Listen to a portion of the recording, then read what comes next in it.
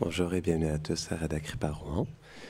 Aujourd'hui, nous allons partager une des histoires préférées des résidents de Vrindavan, qui s'intitule Mudrika Chauri Lila, le vol de la bague. Nous l'avons déjà partagé, mais comme dimanche c'est l'apparition de Srimati Radharani, je trouvais que c'était favorable de pouvoir partager un divertissement avec elle aujourd'hui. Om Gyanatimirandasya Gyanam Jarashadakaya Chakshurun Militam Jena Tasmai Shri Gurave Namaha Shri Chaitanya Manobishtam Stapitam Jena Bhutale Swayam Rupa Kadamayam Dadati Svapadantikam He Krishna Karuna Sindho Dina Bandho Jagatpate Gopisha Gopika Kanta Radha Kanta Namostute Tapta Kanjana Gaurangi Radhe Brindavaneshwari Brishambhanu Sude Devi Pranamami Hare Priye Vanchakalpatarubhyashta Kripa Sindhubhya Eva Cha Patitanam Pavanebhyo Vaishnavebhyo Namo Namaha Jaya Shri Krishna Chaitanya Prabhu Nityananda Shri Advaita Gadadhara Shivasade Gaura Bhakta Vrinda Hare Krishna Krishna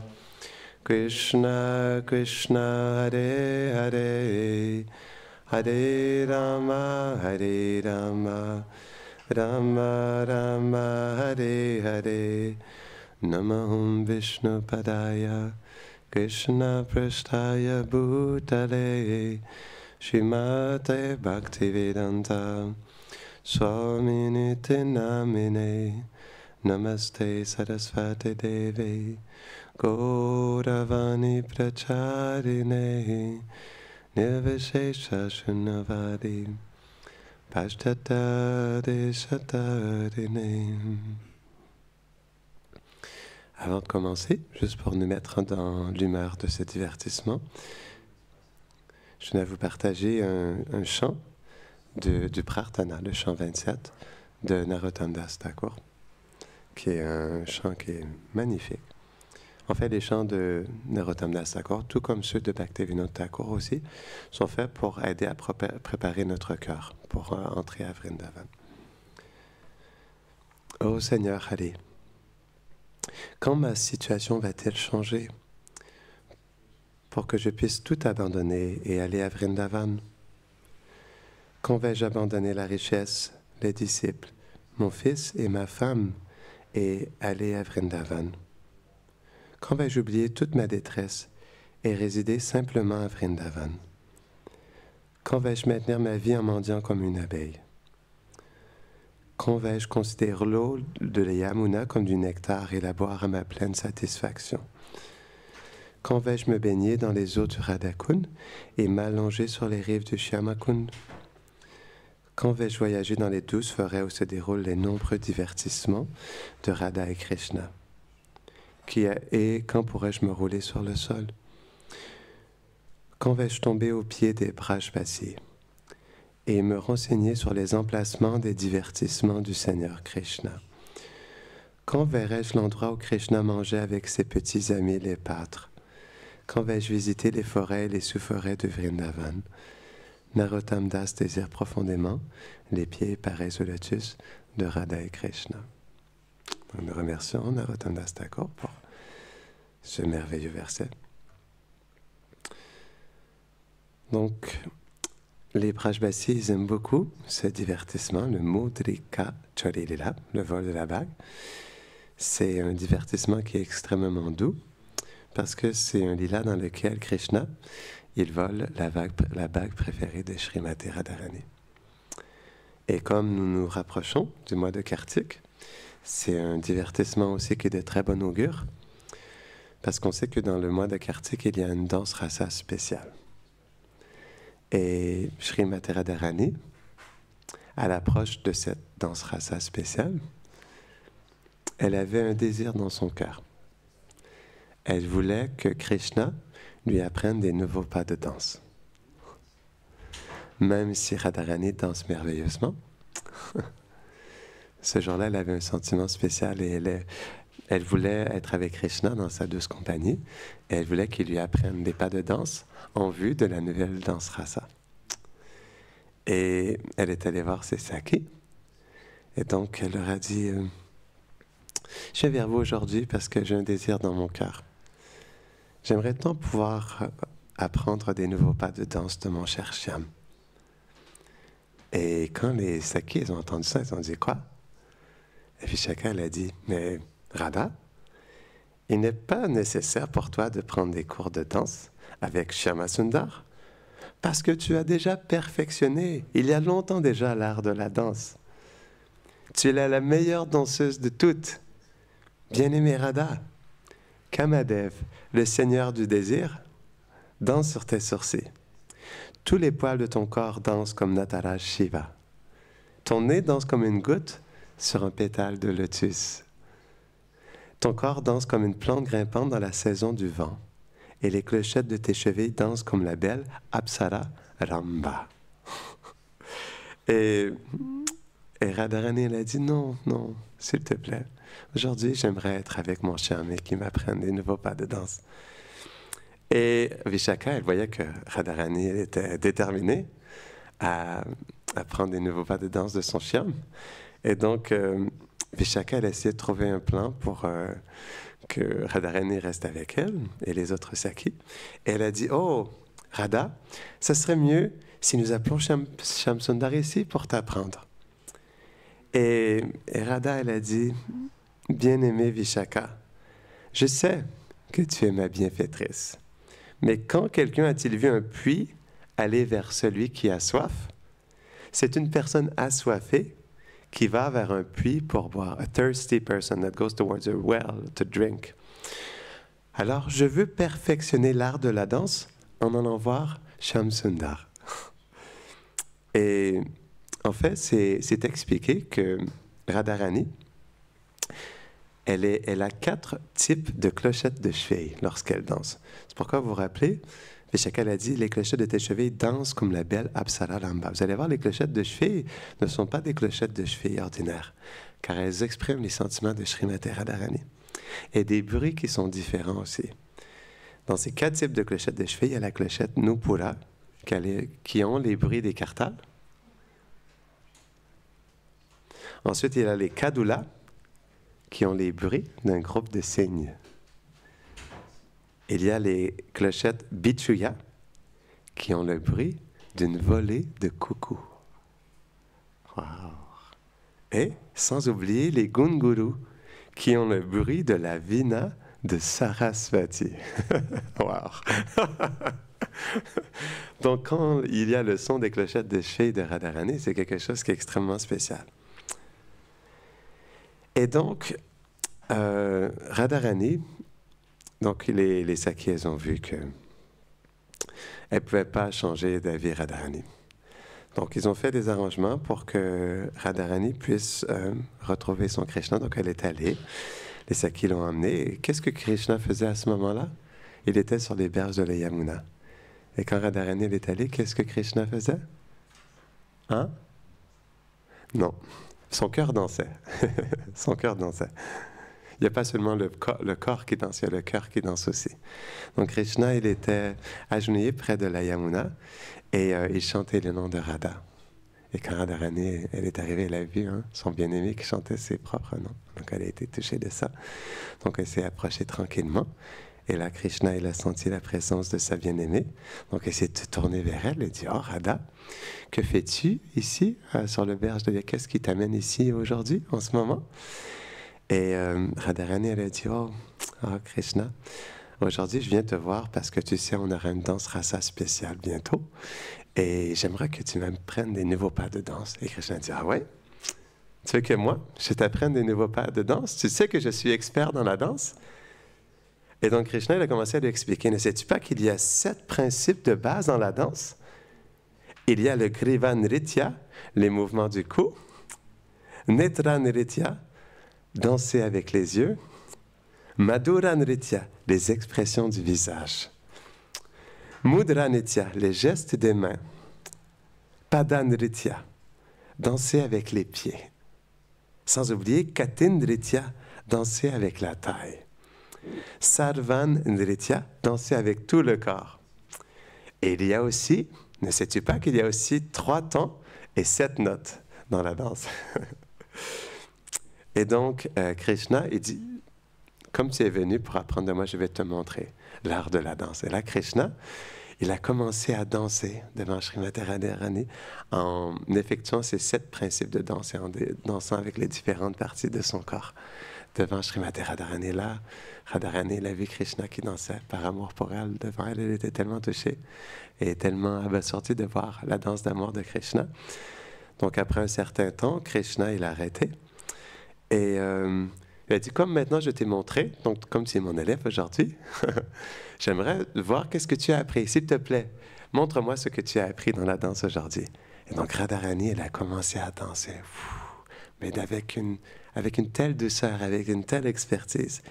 Et pendant qu'elle dansait, Krishna elle a commencé à chanter son amour pour Radha et à frapper des mains pour garder le rythme. Imaginez-vous. Et donc, après avoir dansé de cette manière, naturellement, ils étaient tellement comblés d'être dans la compagnie de l'un et de l'autre. Et ils ont commencé à errer dans les forêts de Braj ensemble. Et pendant qu'ils étaient ensemble, comme les forêts, naturellement, expriment l'amour de Radha et Krishna, Radharani, elle était complètement émerveillée de voir la beauté du paysage. Et elle tenait Krishna par la main. Lorsqu'elle regardait comme ça le paysage, elle était complètement hypnotisée par la beauté de la forêt de Vrindavan dans laquelle ils étaient. Et Krishna, quand il a vu Radharani qui était absorbée de cette manière, complètement hypnotisée par la beauté de la forêt, il a eu une idée. Parce qu'il avait vu que Radharani, ce jour-là, elle portait une bague spéciale, la bague miroir. Et c'était une bague qui lui avait été donnée par nul autre que sa mère, Kirtanda Sundari, le jour de son anniversaire. C'était une bague qui était spéciale à son corps car elle reflétait la beauté de son Krishna. A ring, yeah. A finger ring. Et donc, il savait que cette bague, elle était très chère. Et donc, il a eu l'inspiration de lui voler sa bague. Et pendant qu'elle était complètement hypnotisée par la beauté du paysage, il en a profité parce qu'il tenait sa main d'une manière très experte dans ses Krishna. Il est expert dans tout. Et sans qu'elle s'en rende compte, il a glissé la bague dessus son doigt et il a roulé dans son dossier. Ni vu ni connu. Elle n'a rien vu du tout. Parce qu'elle était complètement satisfaite d'être avec Anna. Et donc, ça a continué comme ça. Et donc, à un moment donné, par concours de circonstances, il y a eu le moment de la séparation. Donc, ils se sont séparés. Et Radharani, elle est retournée à Javat, dans ses appartements. Et on sait que, en fait, Radharani, elle a une boîte de parure spéciale qui s'appelle Saj Samar. Et cette boîte, elle contient 64 ornements. Et ce qui se passe, c'est que donc les manjaris, lorsqu'elles habillent Radharani tous les matins, elles s'assurent de placer, elles sont différentes tous les jours, hein, de placer ces 64 ornements. Et quand Radharani, elle revient, les manjaris, elle la déshabille. En premier, elles enlèvent les ornements. Et elles s'assurent que tous les ornements sont là. Et donc, comme d'habitude, il y a 64 ornements. 1, 2, 3, 4, 30, 40, 50, 60, 61, 62, 63. Hein?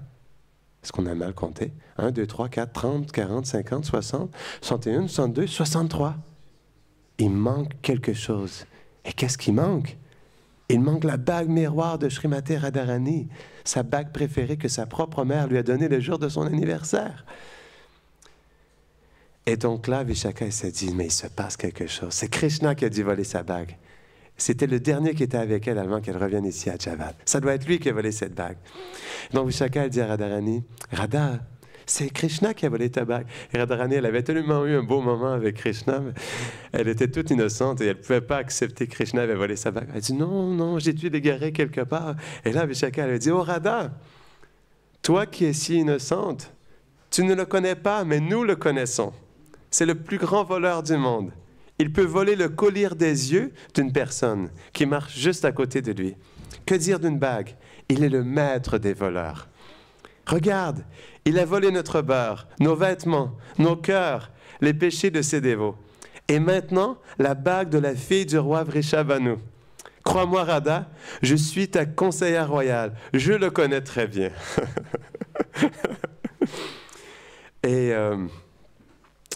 Et donc, là, Vishaka, elle a dit, il faut faire quelque chose. Donc, je vais aller voir Krishna. Je vais le mettre sur le fait.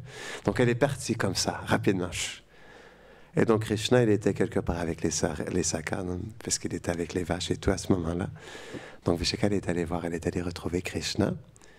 Et elle lui a dit, Krishna, je viens te voir, j'ai quelque chose d'important à te dire.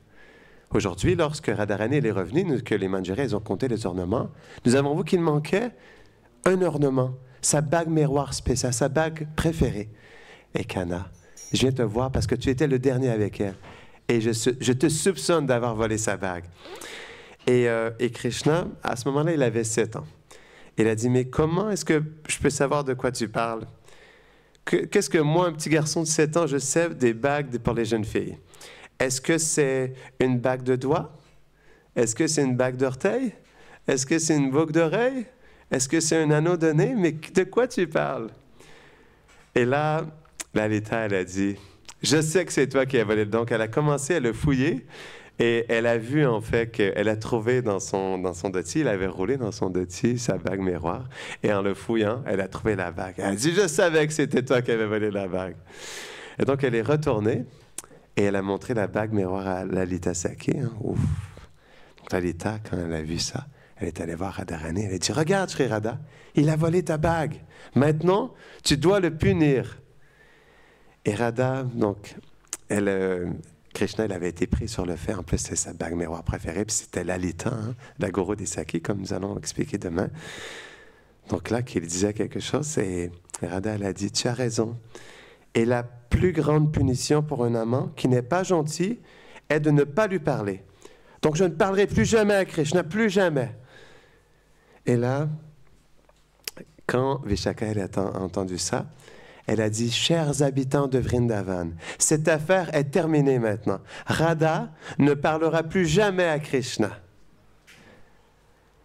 Et donc, Vishaka, elle est allée voir Krishna et elle est allée lui dire cette punition de Radharani. Et quand elle s'est tournée vers Krishna, elle a pointé vers Govardhan. Elle a dit, Krishna, pars maintenant et retourne d'où tu viens. Et donc, Vishaka, elle est retournée, elle est allée rencontrer Shrimati Radharani. Et elle lui a dit, tu sais, Radharani, on ne peut pas laisser ça comme ça. Krishna, il a tout de même, hein. Krishna, il a volé ta bague, mais bon, on ne peut pas laisser ça comme ça, c'est pas possible. On doit faire quelque chose. Et elle dit, tu sais, moi aussi, je suis expert dans le vol. Aujourd'hui, j'aimerais t'apprendre à voler Krishna. Et c'est le bon moment pour toi, Radha, d'apprendre comment voler Krishna aujourd'hui. Vengeons-nous de lui. Faisons un plan pour le voler comme il t'a volé lui-même. Et donc, Radha et Vishaka, ils se sont rendus dans le lieu où était Krishna. Mais qu'est-ce qu'il faisait à ce moment-là?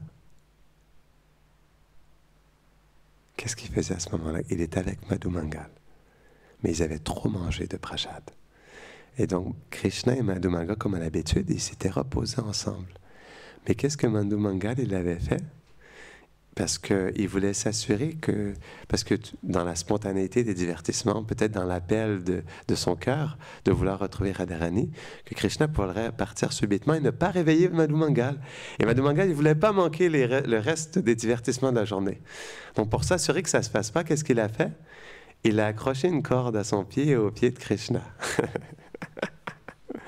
Et donc il s'est dit, bon, c'est sûr que si Krishna se réveille, il ne pourra pas partir sans moi, parce qu'il y aura la corde qui est attachée. Donc ils se sont reposés, et là, Madhu Mangal, il a pu se reposer paisiblement.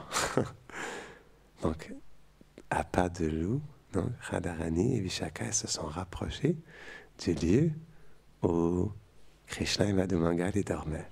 Et donc, Vishaka qui lui avait enseigné comment voler, l'art du vol des habits de Krishna.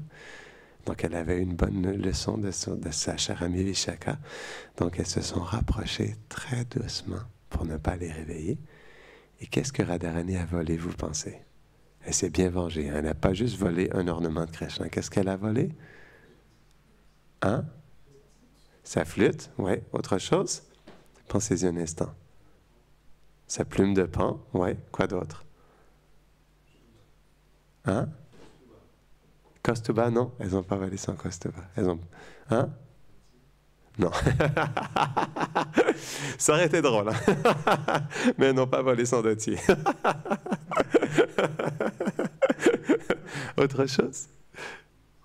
Il y a Krishna, il porte autre chose. Non. Non, pas les boucles d'oreilles. Son écharpe.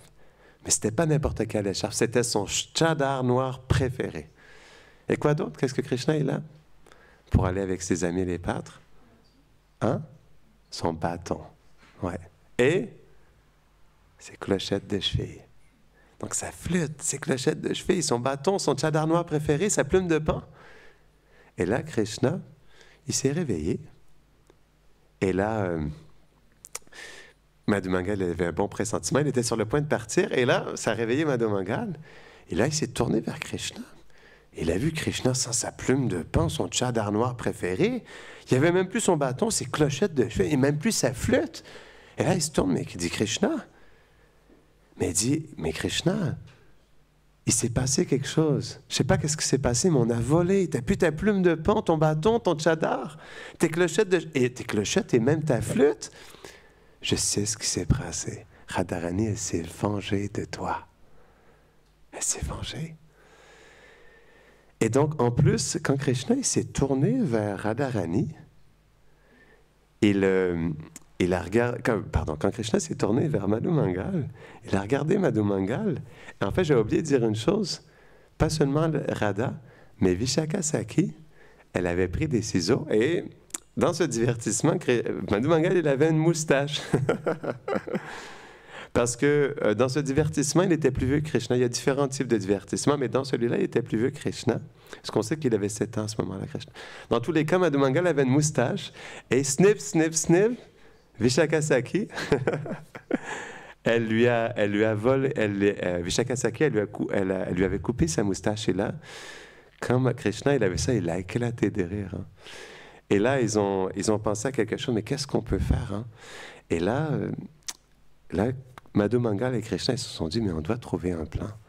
On doit trouver quelque chose. Qu'est-ce qu'on peut faire pour essayer de sortir de Radha et Vishaka et d'essayer de reprendre les ornements? Donc, est-ce que vous vous rappelez de ce divertissement? Qu'est-ce qui s'est passé? Qu'est-ce que Madhu Mangal il a eu comme plan pour retrouver les ornements de Krishna? Est-ce que vous vous souvenez? Qu'est-ce qui s'est passé par la suite? Donc, ce qui s'est passé, c'est que Madhu Mangal dit, j'ai un plan pour toi. Je sais qu'est-ce qu'on va faire.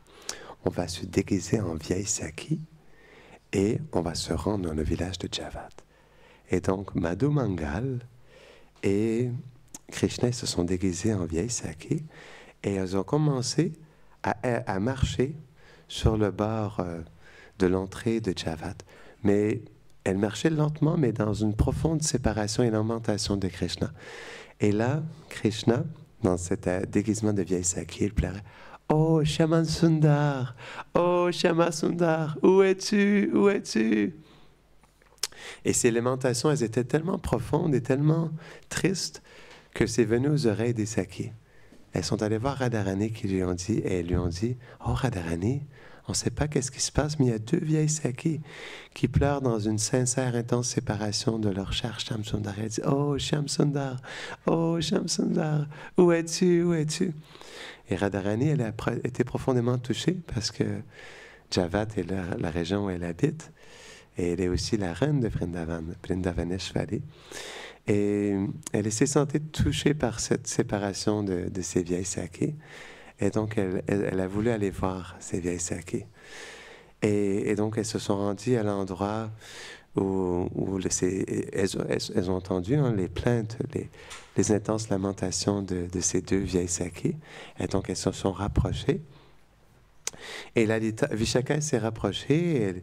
Elle est allée voir Madhu Mangal, qui était là, déguisée en vieille saki. Elle lui a dit, est-ce que cette saki, elle pleure avec tant d'amour et tant de tristesse dans la séparation de notre cher Shyam Sundar? Est-ce que tu pourrais me dire de quel village elle est? Quel est son nom? Et malheureusement, quand elle lui a dit ça, Madhu Mangal, elle a été prise sur le fait parce que quand elle a organisé manigancé son plan, il n'avait pas prévu de donner un nom à Krishna et un nom de son village et tout. Et là, il m'a dit, mon ami est un peu déconcerté, laisse-moi la voir un peu, après ça, je vais te répondre. Et donc là, il est retourné voir Krishna et lui a parlé dans l'oreille. Oh Krishna, on a un problème là. Là, elle me demande quel est ton nom, quel est le nom de ton village, et je ne sais pas quoi lui répondre. J'ai oublié de trouver cette information. Donc, comment tu t'appelles? Et Krishna, il dit, dis-lui que je m'appelle Shyama Premisaki. Shyama Premisaki. Et là, il est retourné voir et il lui a dit, elle s'appelle Shyama Premisaki.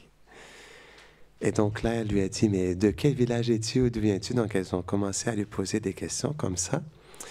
Et tout d'un coup, lorsqu'elle lui posait des questions, Krishna, pendant qu'elle lui posait des questions, tout d'un coup, sans que personne s'en rencontre, il a changé ses habits de saki et en un clin d'œil, il a pris la flûte, tous les ornements que Radharani elle avait volés, et les a portés sur lui. Il a dit, c'est moi, Krishna, comme ça. Et là, Radharani, lorsqu'elle a vu ça, elle était complètement abasourdie de voir Krishna avec une telle ruse. Et toutes les sakis qui étaient présentes, elles ont commencé à frapper des doigts comme ça et de voir la ruse de Radharani. En fait, non, j'ai manqué quelque chose, pardonnez-moi. Parce que dans les notes, je n'ai pas ces détails. Mais ce qui s'est passé, c'est que Radharani, pour sortir... en fait, elles sont allées voir les sakis, puis elles ont vu qu'elles étaient dans une profonde lamentation. Elles ne savaient pas quoi faire. Et Radharani, elle était un peu prise sur le fait. Elle s'est dit, mais comment je peux les aider dans cette intense séparation? Et Vishaka lui a dit, mais j'ai une bonne idée pour toi, Radharani. Je sais qu'est-ce qu'on peut faire. Comme elles sont dans la séparation de Shyam Sundar, ce qu'on va faire, on va te déguiser en Shyam Sundar. Et donc, tu pourras porter ces ornements et on va te maquiller, tu pourras porter on va te donner un dhoti couleur dorée, et tu pourras venir et dans ces vêtements et ces ornements de Shyam Sundar, tu pourras et leur donner un darshan spécial. Donc Radharani, elle a fait ça, et donc elle s'est rapprochée des vieilles sakis, elle jouait de la flûte avec les clochettes de cheville et tout. Et à un moment donné, elle a commencé à poser des questions à Saki. Et c'est à partir de ce moment-là, qu'une fois qu'elle a posé des questions, que Krishna, en 2 temps, 3 mouvements, il a volé les ornements que Radharani, elle portait. Et là, mais sans que personne ne s'en rende compte. Et là, tellement rapidement, il les a portés sur lui. Il a enlevé son déguisement, il les a remis sur lui. Et quand les Javadvasis, ils ont perçu ça, ils ont tous applaudi, frappé des mains, de voir la ruse de Radharani, mais aussi la ruse de Krishna qui s'est déguisé en cette vieille saki. Le vol de la vaki. Et je vais juste partager un autre chant pour terminer, parce que c'est tellement beau, parce que j'apprécie beaucoup les chansons de Narottam Das Thakur. Et un beau divertissement, un beau passage qu'il répète, cette fois-ci dans le chant 29, juste pour nous faire apprécier comment mendier Vrindavan. Il dit, « Ô Seigneur Hari, quand vais-je résider à Vrindavan et contempler la beauté du couple divin, Radha Krishna? Quand vais-je renoncer au bonheur de dormir sur un lit luxueux? Et quand vais-je enduire mon corps avec la poussière de brage? Quand vais-je renoncer à profiter des 6 aliments savoureux? Et quand vais-je mendier le madhukari comme une abeille pour maintenir mon corps? Quand vais-je errer de forêt en forêt en faisant parikram?